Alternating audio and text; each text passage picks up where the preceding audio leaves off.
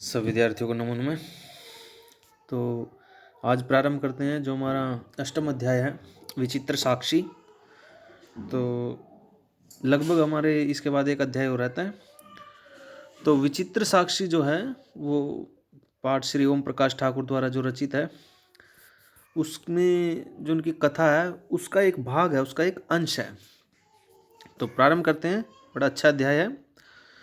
कश्चन निर्धनो जनः भूरि परिश्रम्य किंचिद वित्तुम पार्जितवान।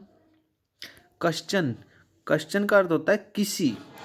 निर्धनो, निर्धन, निर्धन निर उपसर्ग है और धन अर्थात धन से हीन, जिसके पास धन ना हो। जना मैंने मनुष्य। भूरि परिश्रम्य बहुत, बहुत अधिक परिश्रम करके, मेहनत करके। किंचित वि उत्तम पार्जितवान, उसने क्या किया? धन अर्जित किया। अर्थात किसी निर्धन मनुष्य ने बहुत अधिक मेहनत करके, परिश्रम करके क्या किया? धन को प्राप्त किया, धन को अर्जित किया। तेन सपुत्रम एकस्मिन् महाविद्यालये प्रवेशम दापयितुम सफलो जाता है। तेन सपुत्रम, वह, तेन वह, सपुत्र मैंने अपने पुत्र को, एकस्मिन् महाविद्यालय एक महाविद्यालय में, प्रवेशम दापयितुम सफल हो जाता है, प्रवेश दिलाने में क्या हो गया? सफल हो गया, उसको दाखिला दिलाने में सफल हो गया। तत्तन्य तत्रैव छात्रावासे निवसन अध्ययने संलग्न संभूत। तत्तन्य, तत्तन्य उसका पुत्र, तत्रैव वहीं पर, अर्थात उसका पुत्र वहीं पर, कहाँ? छात्रावासे निवसन है, छात्रावास में रहकर, अध्ययने संलग्न संभूत अध्ययन में लग गया, पढ़ाई में लग गया। एकदा स पिता तनुजस्य रुग्णतामाकर्ण्य व्याकुलो जाता है पुत्रम द्रष्टुम च प्रस्थितः। एकदा, एक बार, स पिता वह पिता, तनुजस्य रुग्णतामाकर्ण्य, तनुज पित्र पुत्र, तो वह पिता एक बार अपने पुत्र की रुग्णताम आकर्ण्य बीमारी को, रुग्णता बोलते हैं बीमारी को, आकर्ण्य अर्थात बीमारी का जो समाचार सुन करके, व्याकुलो मैंने बेचैन, जाता है पुत्रम द्रष्टुम च प्रस्थित है, अर्थात बेचैन होकर उसको देखने के लिए चल पड़ा। द्रष्टुम दृष्ट धातु है, देखना अर्थ में, च प्रस्थित है चल पड़ा। परमार्थ कार्शेन पीड़ित है स बस यानम विहाय पदातिरे प्राचलत। परमार्थ, परमार्थ, परमार्थ कार्शेन पीड़ित है अर्थात धन का, जिसके पास धन ना हो, परमार्थ कार्शेन धन के अभाव में, धन की कमी से, कमी के कारण पीड़ित हुआ वह व्यक्ति बस यानम विहाय, विहाय का अर्थ होता है छोड़ना, अर्थात बस को छोड़ करके पदातिरे प्राचलत पैदल ही चल पड़ा।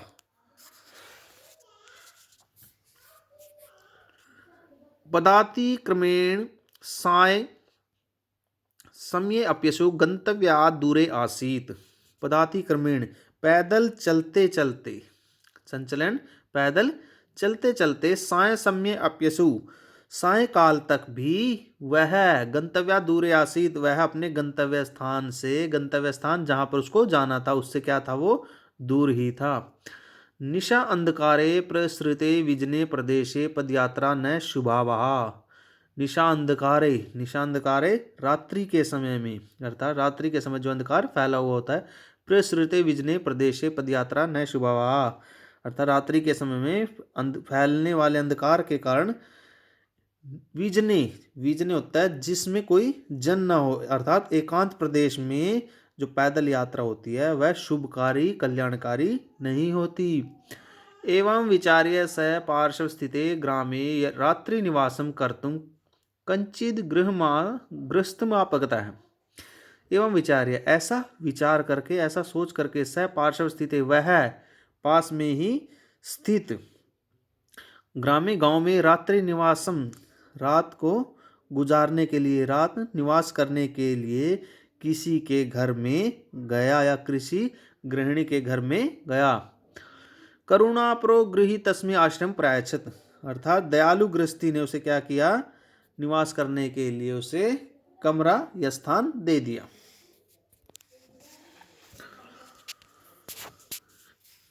विचित्रा देवगति, विचित्रा देवगति, भाग्य की जो गति है, अर्थात भाग्य की जो गति है वो क्या है, असामान्य है, विचित्र है।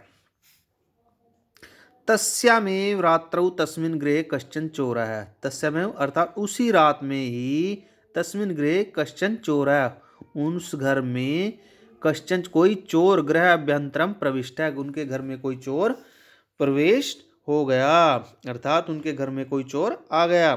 तत्र वहाँ पर निहित में काम मंजूषाम आदाय पलायिता है, तत्र वहाँ पर, तत्र जो है वो एक अव्यय है, तो वहाँ पर निहित में काम रखी हुई एक, मंजूषाम मैंने पेटी, आभूषणों की पेटी, आदाय मैंने लेकर के, पलायिता मैंने चल पड़ा। चोरस्य, चोरस्य में षष्ठी विभक्ति एक वचन, चोरस्य पाद ध्वनिना प्रबुद्धो अतिथि, चोर के पाद, पाद होता है पाँव, पाँव की आवाज को सुनकर प्रबुद्धो अतिथि, चोर संज्ञया तमन धावत अगृहणाच, अर्थात चोर के पाँव की आवाज सुन करके वह अतिथि चोर की शंका के कारण जाग गया, तमन धावत अगृहणाच, और दौड़ करके उसको क्या किया, ग्रहण मैंने पकड़ लिया। परम विचित्रम अघटत, परंतु विचित्र घटना हुई। चोरा ए उच्चै क्रोशुम आरब्धः, चोरो अयम इति, परंतु चोर ने ही ऊंचे से ही चिल्लाना शुरू कर दिया कि चोरो अयम, यह चोर है, यह चोर है, इस प्रकार।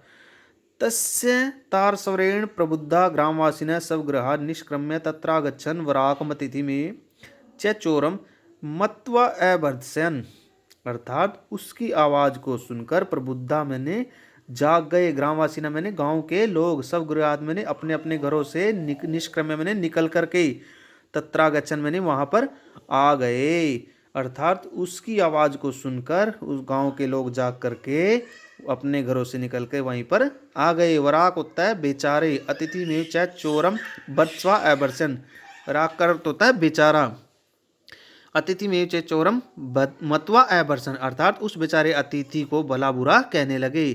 यद्यपि ग्रामस्य आरक्षी एवं चोर आसीत, यद्यपि फिर भी जो गांव का रक्षा पुरुष था वही चोर था। तत्क्षण में रक्षा पुरुष है तम अतिथि चोरो अयम इति प्रख्याप्य कारागृहे प्राक्षिप्त, तत्क्षण में अर्थात उसी क्षण रक्षा पुरुष तम अतिथि चोरो अयम, उस अतिथि को चोर ऐसा मान करके, इति प्राख्याप्य कारागृहे प्राक्षिप्त, उस कारागार में अर्थात जेल गाह में उसको क्या कर दिया, ले जाए। तो ये हमारा अध्याय है जो 2 गद्यांश हैं उसकी व्याख्या थी। तो सभी विद्यार्थी इनको गद्यांश को अच्छे से पढ़ेंगे और इसकी व्याख्या याद करके लिखेंगे। आगे का जो भाग है वो हम अगली वीडियो में करेंगे। धन्यवाद।